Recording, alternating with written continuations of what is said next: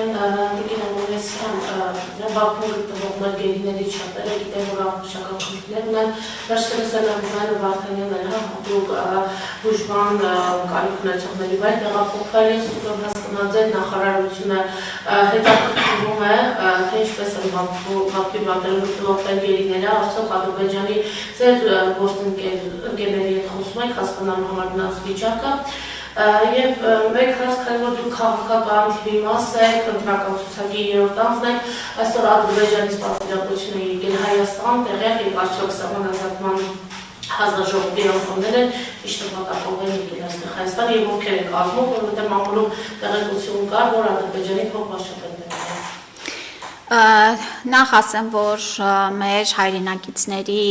թե առողջական եւ թե մյուս բոլոր հարցերով արտաքին գործերի նախարարության համակարգմամբ մշտապես աշխատանքները ընթանում են եւ այս մասով վստահեցնում եմ, որ թե միջազգային ուրեմն իրավունքի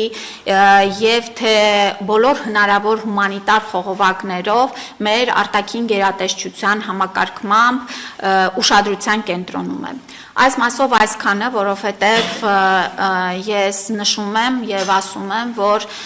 այս աշխատանքները որևէ վարքյան չեն դանդաղում, հապաղում, այլ մշտապես մեր կառավարության ուշադրության կենտրոնում են։ Հաջորդիվ նշեմ, որ ձեր